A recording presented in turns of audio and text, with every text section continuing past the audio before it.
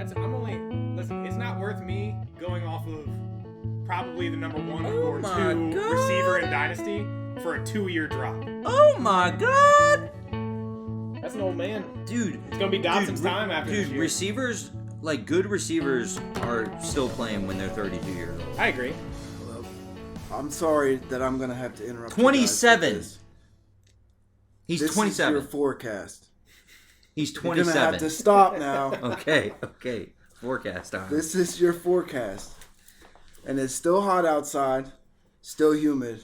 It's a great day to be out swimming. If you're poor like us, we go out in the creek. Sometimes I you end get a up- little poison. Sometimes you go off a rope swing that's made out You of can't poison equivalent ivy. that with being poor, though. Like, that's just because you're stupid. Yeah, even rich people can be dumb.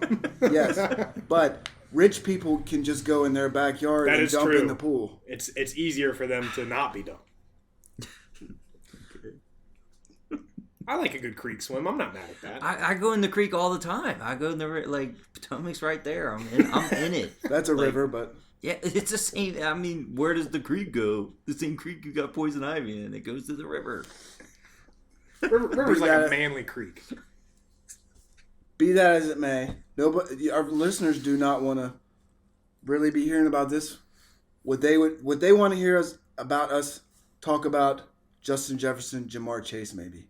Because we were having an interesting discussion where I was in the minority.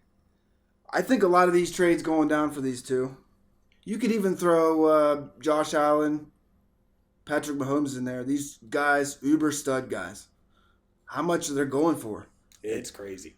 I'm looking at this fantasycalc.com website, and it's a great site to go to. Basically, they're throwing in there real trades that have went down.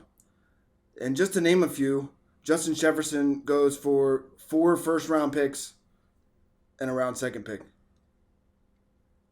I make this face when I see that. His jaw dropped, for those of you guys wondering. But apparently I'm in the minority here because Jacob. Let's start with Nathan. Nathan, you name the trade that you sent to Jacob over for his Justin Jefferson? Yeah, so we can use our own real life examples. So for a little bit of context, we're a little bit shallower league. So it's a 10-team start 9. So the hammers really matter. So I offered Jake for Justin Jefferson and Cam Akers. No, just Justin. Oh, sorry, not Cam Akers. Just Jefferson straight up. I offered him Cooper Kupp, Derek Carr, Calvin Ridley, a 2024 second, and a 2024 third. And they're probably both mid to maybe late round picks. But yeah, I feel like that's a competitive offer. But at the same time, if I had Justin Jefferson, I don't know if I would do it. I think it depends on where your team's at. But what did you think about that, Jake? I think the value is there, definitely there, because Calvin Ridley and Cooper Kupp. Cooper Kupp's in the same league as Justin Jefferson when it comes to value or fantasy value and points. And he's a little older, but that's where the other guys make up. And I could even say maybe a first, because you can't imagine telling somebody that you traded Justin Jefferson without getting a first back. Yeah. But either way, I think the value's there. And I just don't know what I can even honestly just think of a good trade that I said I would accept trading Justin Jefferson for. Because Justin Jefferson is the guy right now. I guess Jamar Chase is up there too because he's young, Right. But I still like Justin Jefferson more because he's done it 2 years straight. Jamar Chase, I know he got injured. You can say what you want about it, but Right. Either way, Justin Jefferson was above him. I'm pretty sure both years. Yeah. But I mean, they're both legit studs. Right. Legit studs. So for me to trade Justin Jefferson, he's like the guy that I can always be like, dude, I drafted him in the 7th on our startup. I felt really good Here about. we go. it always goes back to this. We're idiots. I'm just I get saying, it. it's just someone that I don't. You're gonna have to pay not just his value, but also the value for the love that I have for him. Yep. Which it sucks, but I don't see how anybody can't agree with that. Yeah, I think there's a tax on those high value players. It's not just Justin Jefferson's worth this, but it's you have to pry him from my cold dead hands.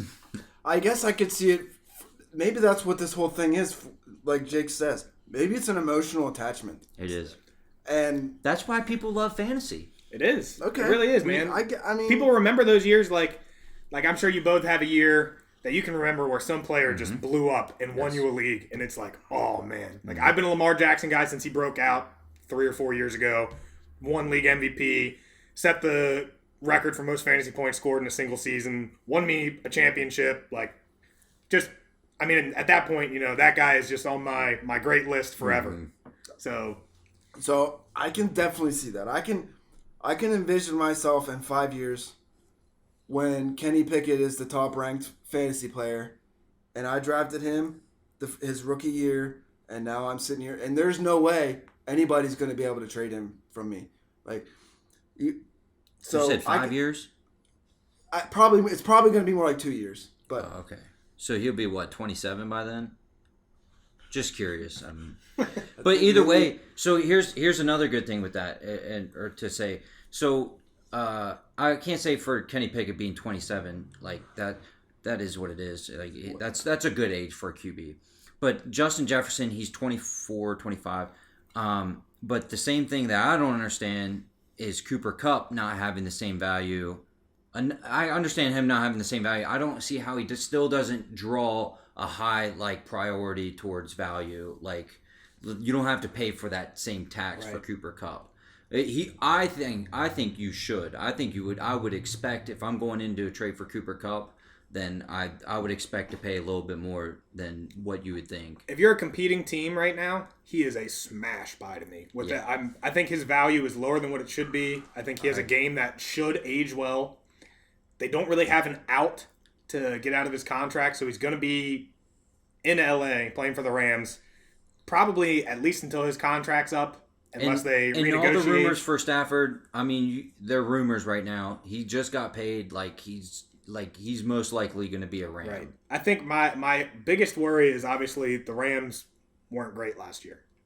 Everybody saw that. Yeah. But I don't care about how good the Rams are. I care about Cooper Kupp. And when he went down with his ankle injury, he was wide receiver 1 on the season for the second year in a row. Mm-hmm.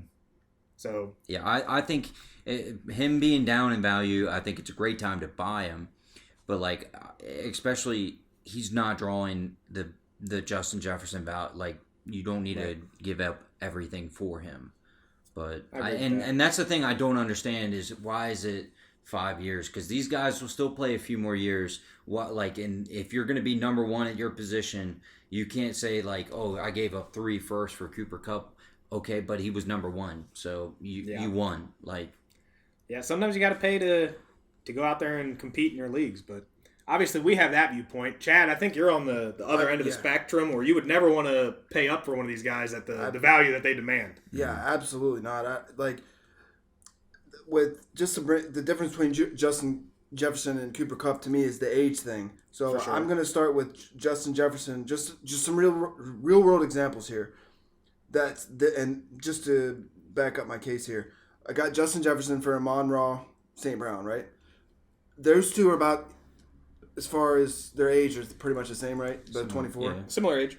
And can one of you guys, while I'm talking about this, what's the difference in points between those two? I got Justin Jefferson for Amon-Ra St. Brown, Travis Etienne, and a 25 first. How are you justifying giving Travis Etienne and a round one pick for the difference between Justin Jefferson and Amon-Ra's? So last year, Amon-Ra St. Brown in full point PPR was at 16.73 points per game and 10.10 points in standard leagues. Let's stick that was with wide the receiver 7. So almost 17 points per game, we'll call it. Wide receiver 7 overall finish last year. Okay. I don't know what his Justin Jefferson's Jefferson average was at 21.69. So it's what's that, 4.5 point difference there between the two. And obviously at that point you're paying to consolidate points would be my argument. You're getting 5 more points per game in one spot, that Amon-Ra St. Brown spot. But obviously, I mean, you're giving up some good assets. It was ETN and what else? Round 1. That was the first round pick. Yeah. 2000. It was 2025, but I think still, I mean, that's a lot of value, and I think I could see somebody being on both sides of that trade. Man, that's a tough call for me. Yeah. What do you guys think? My thing is I want to be lazy. I want to be lazy for the next 5 years. I want to have You don't say. I want to have my entire roster be 25 years old or so or whatever, be young and good. So I don't have to worry about it next year. I don't want to have to trade Justin Jefferson because for the next 7 years he's going to get me really good amount of You points. know who else is like 25 years old and good? Amon-Ra St. Brown Yes. and Travis Etienne. But do you know who's better than Amon? Is Justin Jefferson. So I already don't have to consolidate those points like Nate was talking about. Like you do. So you kind of got to give up for him. I think a lot of it has to do with... Maybe not Etienne and Raw in a first or whatever. Right. But I think a lot of it has to do with perceived value, too. Like, if this is what people are willing to pay for Jefferson, I'd rather have Jefferson. Because at any point, I can split that into those things. Mm-hmm. But if I have those things, I can't always get Justin Jefferson. I can't always do that. Mm-hmm. That's, to me, I think that's probably the biggest thing here. Because Justin Jefferson most likely is never going to be worth as much as he is right now. I agree with that. If you're just playing this, if you're just looking at statistics, normally, yeah. he's there's a concept called regression to the mean. I'm sure you guys have heard of that. Basically, he has nowhere to go but down. Right. So he's more than likely going to lose value than gain it. I could definitely see over the next few years, like you're saying, the regression to the mean, and it has nothing to do with his talent. It's after this season. I mean, could either of you guys for sure tell me who you think his quarterback will be in 2 years? Yeah. There's no shot. If Kirk Cousins and the Vikings barely scrape into the playoffs this year, I mean, they're going to be looking to get out of that deal. They're going to be looking to bring somebody in who can win while they still have Justin Jefferson and they just drafted Jordan Addison. They have this offense. But rookie quarterbacks do not support receivers that well. I think I saw a stat where rookie quarterbacks who play at least 8 games, they start at least 8 games, in the last 10 years, only one of them have supported a top 36 finishing receiver in fantasy football. And obviously, I think we can all agree Justin Jefferson is going to do that. Like, if it doesn't, I could throw the ball to him, he's going to finish top 10. It's just who he is. But, I mean, there's a little bit of worry there, and that's why I think some people are justified in saying that they would rather have Jamar Chase. Because I know Jamar Chase and Joe Burrow are probably playing together for the rest of their careers. Yeah. At least that's kind of the message and the vibe I get from the Bengals right now. So I see that, but at the same time, he's in that same boat. I think people value them pretty similarly, and you would never be able to convince somebody to swap one for the other because if you have one, you're saying your guy's better. Actually, there was one on here. Let me see what date it was that it happened. It was I'd be those two interested to see just that. straight up. It was on 11th, on the 11th. Justin Jefferson for Jamar Chase, straight up. Wow.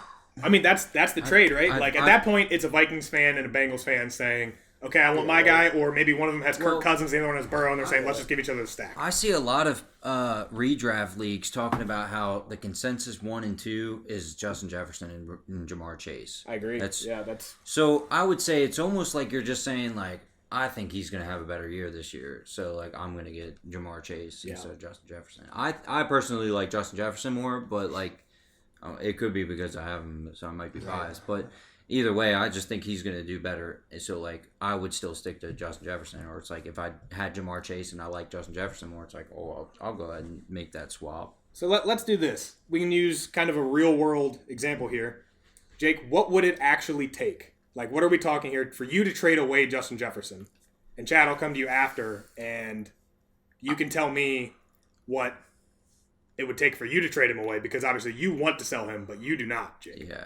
So I would love to say like what I would legitimately trade for him, and I guess I can try a little bit, but for the foremost, I would say it's going to take something to really just make me want to just hit accept right away, because I think I'm just totally finessing Something this dude. stupid. Something stupid. Like if somebody sends me and I'm not saying this as my example, but somebody sends me 3 firsts, a top 5 receiver and still young, whatever, AJ Brown and then Patrick Mahomes, Right. something where I'm like, Just ridiculous. Yeah, I'm not even thinking about it. I'm pressing accept.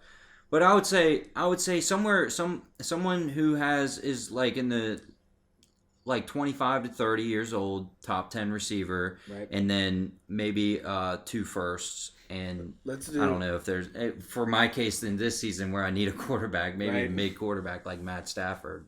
Why don't you do what? What would it take to go from Amon? Shut up.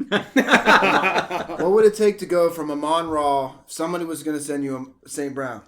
Yeah, 'Cause what do that's they the have to that's add the on top example of I'm that? going to use. Okay. Yeah, no, the example that you used earlier with the first and the ETN, it's definitely going to be like something that I'm really going to look at. Intriguing. Though I will say I don't follow him on St. St. Brown too much. So I don't like have like a personal like thing to be like, yeah, that guy's really good. Like I don't watch him that much, so Right. I just haven't really seen like it's a personal thing like with fantasy where Yeah, you like we just touched like on the earlier, guys. where you've had Jefferson, you watch all his games. I just brought up Amon Ra because the only reason is because he's pretty much the same age. Let me look. What is it? How? Okay, I'm just. He's in a very similar situation. Yeah, 23, he's I think 23, he's yeah. actually the perfect example to use for if you're trying to tier up from somebody, Yeah. because he's right in that range where if he's your wide receiver 1, you're like happy, but you're not like, oh, I'm smashing at the wide receiver 1 spot. Like I got everybody Yeah. beat. Because you're looking at it and it's a name thing. It really is. It's you can look at Amon Ra and say, oh, but he was drafted in the 4th round. He's on the Lions. And Jared Goff's his quarterback. He doesn't. I do don't the know. It's but he scores points. He's been an absolute dog on the field. Yeah. Like all super props to him. Seems like a good guy. Okay, Plays so hard. what are we doing here? Like, okay, Justin Jefferson, Amon Ra. What would you take adding a 2024 first for that? Yeah, probably not. Okay, enough. so No, it's what else? What about a Okay. second first? Two firsts. 2 firsts and a Monroe. That's probably going to be in the realm of where I'm interested in a trade. So I in don't other know- words, I can't that's say, gonna I don't know pique if your I can interest. say if I would accept it or decline it. I don't know if I can say that, but like, Okay, so What about you, Chad? If you have Jefferson and somebody offers you Amon Ra on 2 firsts, are you smashing that? okay. Oh, absolutely. Well, You're taking yes. that? Also, Yes, absolutely. our teams are in different. Maybe I think we're in different in places. vacuums. Yeah, well, I'm- we can just talk in a vacuum. Okay, because I'm in a position to win this year. Like, 'cause Correct. I Yeah, got you're coming other off a people. championship in our Yeah. league. Okay, so about 3 firsts and Amon Ra. I would have to say I'm thinking I'm going to do that. Yeah, You you gonna do almost that? have Okay, to. so Because that's I'm in- so it's 'cause between even if I lose, between I'm 2 going. and 3 firsts. Okay, so 2 firsts and a second, and Amon Ra. You say, and a second? I don't know, dude. This And is a pizza. This is hard, and Yeah. that is another very good strategy. if bribery a and collusion is always your number one safest bet for getting a trade done because people love free stuff. yes, that is exactly what I told Nate when he sent me that offer for all those guys. He said, "What's it going to take to get this guy?" I said, "Probably real money." Yeah, and fair enough request, man. So when next Can't blame time you for Boss trying. Man offers overtime, you're like, "Thanks for Justin Jefferson, I sir." appreciate you. Really helping out my dynasty leagues. So we settled it. You're basically doing Amon Ra 2 firsts and a second. And that's enough to do it. If I have Jefferson, I'm taking that trade. I think Amon Ra, if I have Amon Ra on my team and I'm trying to get to Jefferson, I'm probably not offering that second first. It's Amon Ra first and a second, or Amon Ra a first and I can give you, a mid guy. I can give you Hollywood Brown too. Like another starter, a legit starter, maybe worth like a late first, early second kind of guy. That's about where I have him valued. But like you said, I mean, that might not perk you up enough. You might be like, I don't have enough reason to tear down from Jefferson based on where your team's at. But I think if you happen to have lucked into Jefferson, and I mean, your team is bad, you got to liquidate. I think it's a good bet to liquidate. But I don't like liquidating just for picks. I think you should never, ever trade off of one of these guys and only get picks in return. You need to get at least one sure bet. So that's why, like, if you have Jefferson, you need another one of those top 10 younger receivers like that in return and picks on top. What I'm doing is just plugging it in our trading calculator. Right. That's all I'm going to do right now. Yeah. I can go into it later about how it was designed, but I'm not going to. Basically, Justin Jefferson for Amon Ra and a late 2024 first is a fair deal. Is that me saying that I'm going to do that? What year does it start saying that it's going to start working out for the other guy? But so you're getting no points for the 2024 first. So it pays off in 2024. Okay. That. Yeah, I mean, you're definitely eating it for one season there. I think nobody's going to argue that Amon-Ra is going to finish higher than Jefferson, barring some crazy anomaly. Yeah. Well, the thing is, though, the chance that happens is a lot higher than what we would like to acknowledge. Yeah. Oh, like, yeah, I guess. It's probably honestly, if I was going to do a prediction interval for what's the chances that Jefferson outscores Amon-Ra this year, it's probably like between 55 and 60%. Quite honestly. Yeah. There's so much variance in fantasy football that goes unappreciated. That it's a game of luck and research. I won't even call it a game of skill. It is a game of being in the know. Now, hold on. One thing I want to add, though, is this is not me saying trade Justin Jefferson for Amon-Ra and a late first. Because it's like that Mickey Mantle rookie card that you have sitting around. It's just a piece of cardboard. But you can still sell it for like $5,000. So it would be stupid to start a fire with it. Correct. Any asset is worth what somebody else is willing to pay. And the facts are that people are willing to pay more than what they should for one of these studs. Yes. But at the same time, I think that's because, like you said, that's a set it and forget it guy. Yeah. I mean, if I trade for Justin Jefferson, I mean, it's going to take a lot to get him from me because I know what I gave up. I have to get an even bigger return for him because I'm not going to just lose out on what I did there. Like, I would just hold the asset for a little while until the right deal came along or just continue to try to build my team around it. Also, you should definitely not accept the first one you get. You should definitely shop them around. Nate sent me a hell of a deal, but it would be so stupid of me to just accept it and not send Klopper a deal where I just totally just get everybody on his team. And then you never know, he might counter with something that's even better than Nate's, or he just whatever accepts it because they're stupid. That's the thing about trades. Yeah, if you have one of those studs and somebody offers you something, they're willing to pay more. Mm-hmm. They are. They wouldn't have inquired if they weren't willing to pay the iron price.